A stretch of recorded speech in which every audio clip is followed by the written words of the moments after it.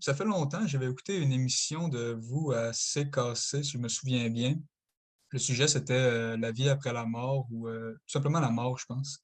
Et vous étiez rentré en onde assez frustré, je dirais, de par les commentaires de certaines personnes.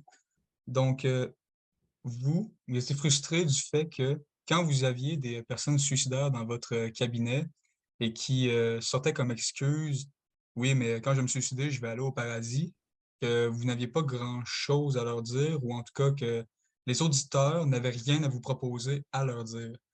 Et j'avais envie de savoir, en vérité, qu'est-ce que vous faites avec ces personnes-là s'il y a quelque chose à faire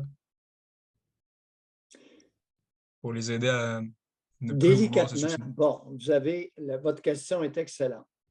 Premièrement, je les accueille. Je suis gentil, je leur serre la main, je les invite à s'asseoir. Racontez-moi. Et je les écoute.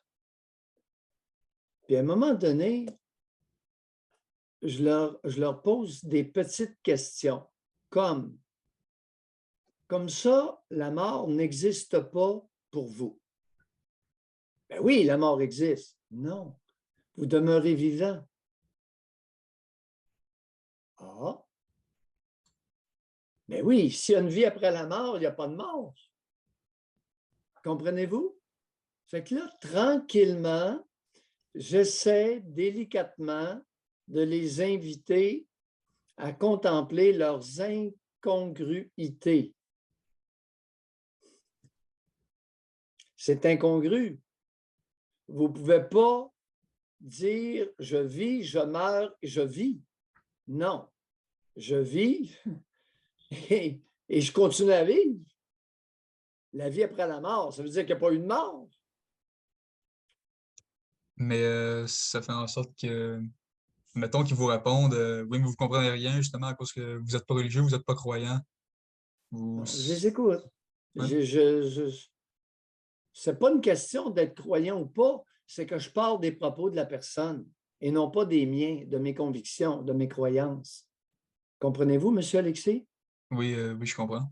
Et là, le fait d'être mis en contradiction avec des propos qui n'ont pas d'allure, il y en a qui prennent un petit peu de recul momentanément. Ah, ouais.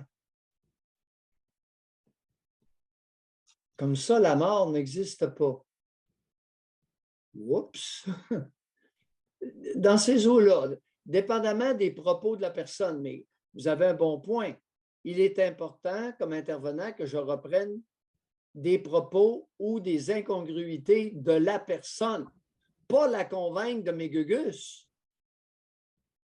Les personnes qui me consultent quand ils sont en détresse n'ont rien à en foutre de mes croyances personnelles. Mais vous, Alexis, ça vient d'où cette préoccupation-là?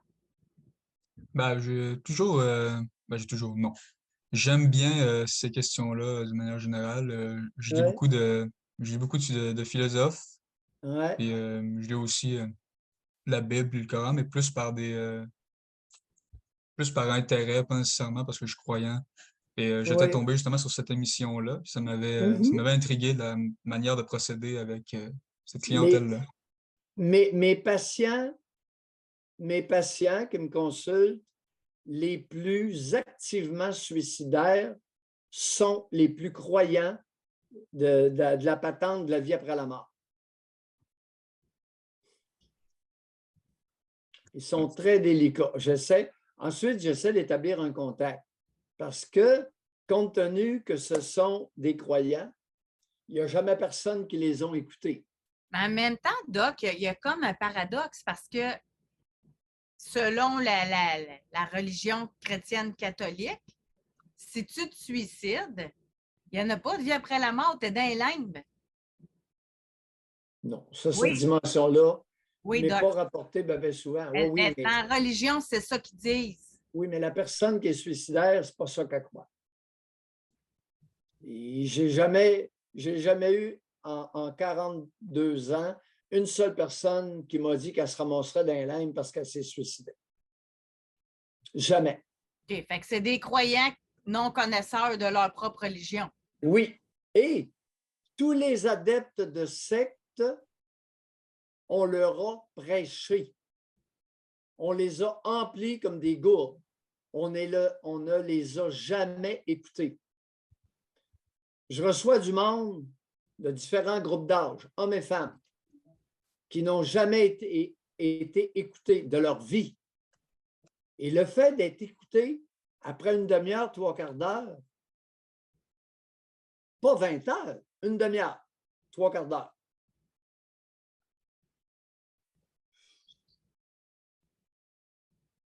Elles reprennent un certain pouvoir sur leur pensée, cher monsieur Alexis. Ouais, mettons que c'est la religion, j'ai pu le remarquer justement que d'une manière générale, on supprime assez vite l'esprit critique parce que c'est je veux dire, la religion, c'est un esprit de système et dès qu'on doit sortir du système, le système ne fonctionne plus, donc il faut tout enlever, mais ça marche pas. Écoutez, quel est le leitmotiv de cette gang de bozos-là, toute Hmm. religion confondue? Euh, Croire sans voir. ouais, c'est sûr, c'est la Voyez, foi. même si vous voyez rien. La foi, c'est ça la foi. La foi, c'est croire sans voir. Hey, c'est de la belle manipulation. Hein? On ne peut pas rien prouver, il faut croire. C'est la foi, avoir la foi. Tu ne peux pas comprendre, tu n'as pas la foi. Alors, qu'est-ce que je fais avec mes patients, adeptes de toutes sortes de religions, y compris un rabbin juif orthodoxe qui peut me consulter, c'est arrivé? Je les écoute. Je fais l'inverse de ce qu'ils reçoivent à Journalonde, du prêchi-prêcha. Je les écoute. C'est fou le pouvoir de l'écoute auprès d'un fervent croyant. Je vous le dis, c'est fascinant. Il grandit à vue d'œil après 40 minutes.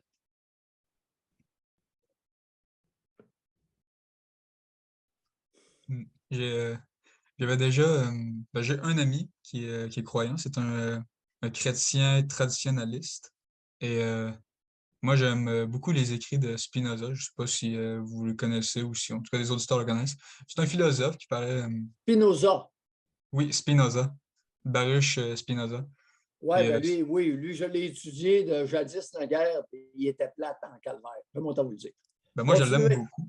Moi, je l'aime Oh beaucoup. oui, je n'ai pas de problème avec ça. Et, Allez-y. j'avais Qu'est-ce que déjà vous aimez de discuté, Spinoza? j'avais déjà discuté avec cet ami-là.